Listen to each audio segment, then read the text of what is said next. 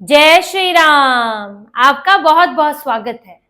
नवंबर जैसे जैसे नजदीक आ रहा है, कर्नाटक कांग्रेस का झगड़ा बढ़ता जा रहा है, क्योंकि नवंबर वो डेडलाइन है जब ये तय होगा कि कर्नाटक कांग्रेस में मुख्यमंत्री कौन रहेगा।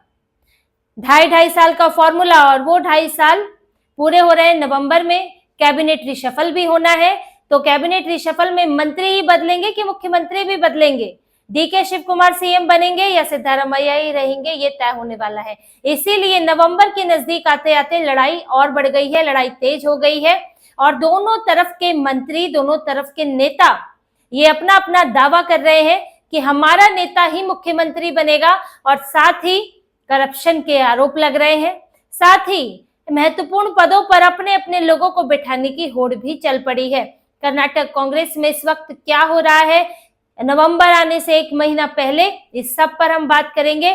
सबसे पहले डीके शिव कुमार के सहयोगियों की आवाजें तेज हो गई हैं, क्योंकि डीके शिव कुमार लंबे समय से दावा कर रहे हैं। इससे पहले उन्होंने ये तक कह दिया था, उनके ही समर्थक एक विधायक ने कह दिया था कि 100 विधायक है हमारे पास जो चाहते हैं कि डीके शिव कुमार ही मुख्यमंत्री बने। यहाँ तक कि सरकार बनाने के लिए जितने विधायक चाहिए लगभग है शिव कुमार के पास, ये दावा किया गया।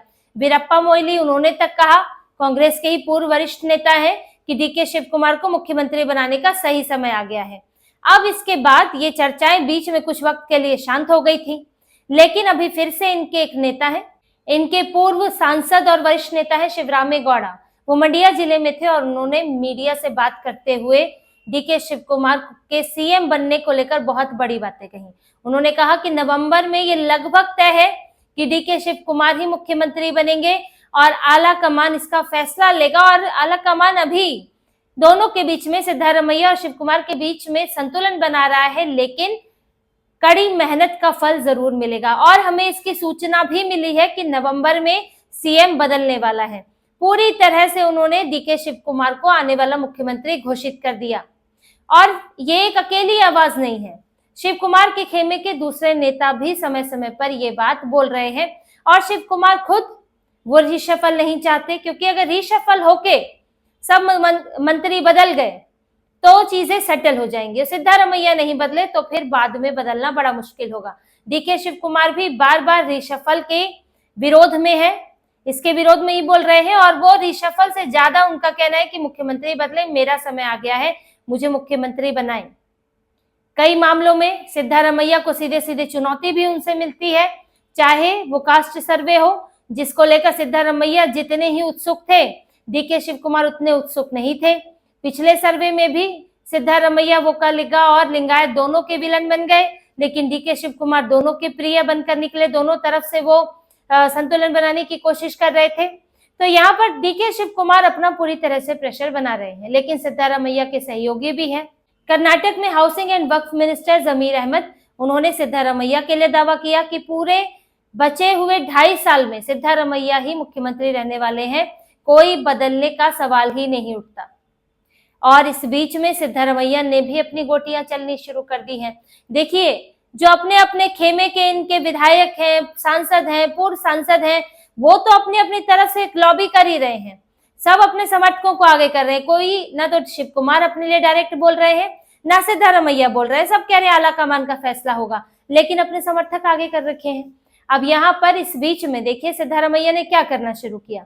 उन्होंने, हालांकि इसकी शिकायतें भी आई थी आईटी इंडस्ट्री से कि बेंगलुरु की सड़कें खराब हैं, और इसको लेकर, जाम को लेकर शिकायतें आई थी, लेकिन ये शिकायतें पहले भी आती रही है, पहली बार नहीं आई है। लेकिन इस बार सिद्धारमैया ने खुद सड़कों का निरीक्षण करना शुरू कर दिया है, उसके लिए समय सीमा दे रहे हैं काम पूरा करने के लिए, जबकि ये डेवलपमेंट मिनिस्ट्री आती है डीके शिव कुमार के तहत। यानी कि डीके शिव कुमार के परफॉर्मेंस पर, उनके काम पर सवाल खड़ा करना कि काम ठीक से नहीं हो रहा है और मुख्यमंत्री को इसमें दखल देना पड़ रहा है। तो भले ही कर्नाटक कांग्रेस में इस वक्त जो हो रहा है वो राज्य के हित में हो या नहीं, लेकिन वो कुर्सी बचाने के लिए जरूर किया जा रहा है। और इसी को लेकर सिद्धारमैया ने एक और दांव चल दिया। कर्नाटक में कई बोर्ड और कॉर्पोरेशंस के चेयरपर्सन की नियुक्ति करनी थी, और इसमें इस नियुक्ति के लिए कौन से नाम दिए जाएंगे ये आला कमान को तय करना था, और आला कमान ने 39 नाम तय किए हैं।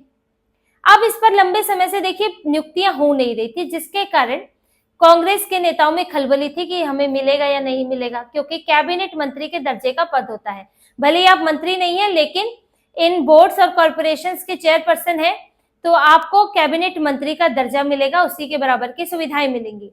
अब सब चाहते हैं पार्टी के अंदर हमें मिल जाए, तो इसके लिए 39 नाम आए थे, लेकिन सिद्धारमैया ने 39 नामों में से 7 नाम काट दिए। अब आप समझिए, आलाकमान दिल्ली से तय होके आई है। दिल्ली के राहुल गांधी, केसी वेणुगोपाल, मल्लिकार्जुन खड़गे, इनका ठप्पा है उन नामों पर, लेकिन सिद्धारमैया ने फिर भी 7 नाम काट दिए। आखिर क्यों काटे? आलाकमान की लिस्ट में बदलाव क्यों किया? क्योंकि सिद्धारमैया को अलग थलग पड़ने का डर सता रहा था। उनको ये लग रहा था कि जब अलग अलग पदों पर उनके लोग होंगे ही नहीं, तो फिर सत्ता उनके किस बात की? आखिर उनको भी तो सहयोगी चाहिए। लेकिन इस लिस्ट में 70% नाम या तो मल्लिकार्जुन खड़गे के खेमे के थे या फिर डीके शिव कुमार के खेमे से थे। अब सिद्धारमैया को यही लगा कि ये सारे बोर्ड और कॉर्पोरेशंस में तो शिव कुमार या फिर मल्लिकार्जुन खड़गे का कब्जा हो जाएगा, और उनका फिर यहाँ पर सुनने वाला कौन रहेगा? उनकी अपनी लॉबी खत्म हो जाएगी।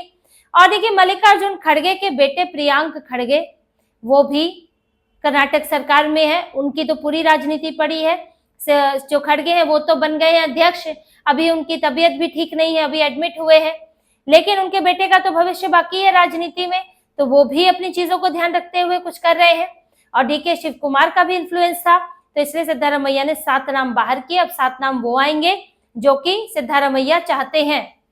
तो ये पूरी लड़ाई आप समझिए कि डीके शिव कुमार और सिद्धारमैया के बीच में इस वक्त सीएम की कुर्सी पाने का जो झगड़ा है वो अभी चरम पर है, और जैसे जैसे नवंबर के नजदीक आता जाएगा समय, तो ये झगड़ा और बढ़ता जाएगा, और डीके शिव कुमार सिद्धारमैया को टारगेट करेंगे, सिद्धारमैया डीके शिव कुमार को टारगेट करेंगे, और इनका आलाकमान फंस जाएगा। और देखिए, यही सिर्फ 2 दावेदार नहीं है, वहां से जी परमेश्वर है जो कि SC/ST मोर्चा बना रहे हैं पार्टी के अंदर ही। पार्टी के SC/ST विधायकों के साथ बैठक करना, उनसे मिलना, और उनके साथ एक नई तरह का प्रपोजल जो इनकी तरफ से आ रहा है कि अगर सिद्धारमैया को बनाए रखना मुश्किल है और डीके शिव कुमार को भी नहीं बनाना चाहते, तो कोई तीसरा बना दो, और ये भी उसमें हो जाएगा कि इनके दलित नेता है वो। सिद्धारमैया क्योंकि OBC है, तो उन्हें हटाना अगर मुश्किल लग रहा है, तो उनकी जगह एक दलित को बनाया जा सकता है, जी परमेश्वर को। तो यहाँ दावेदारी करने वाले कई हैं, लेकिन सबसे बड़ी लड़ाई शिव कुमार और सिद्धारमैया के बीच में है। अभी डीके शिव कुमार कुछ समय पहले उन्होंने अपने लिए एक मुसीबत भी कर ली थी। उन्होंने आरएसएस की प्रार्थना विधानसभा के अंदर गा दी थी, जिसके बाद डीके शिव कुमार पूरी कांग्रेस के निशाने पर आ गए, और हद ये हुई कि उन्हें कहना पड़ा कि कांग्रेस मेरा मंदिर है और सोनिया गांधी भगवान है। इस तरह के बयान उन्हें देने पड़े। लेकिन डीके शिव कुमार का बागी रुख अभी कम नहीं हुआ है। उन्होंने पहले वो अमित शाह के साथ मंच साझा कर चुके हैं, इसके बाद कांग्रेस उनकी बीजेपी से नजदीकी दिखती है, महाकुंभ में भी गए थे स्नान के लिए। तो डीके शिव कुमार ने तो अपने तेवर अपनाए हुए हैं, सिद्धारमैया भी कुर्सी नहीं छोड़ना चाहते हैं।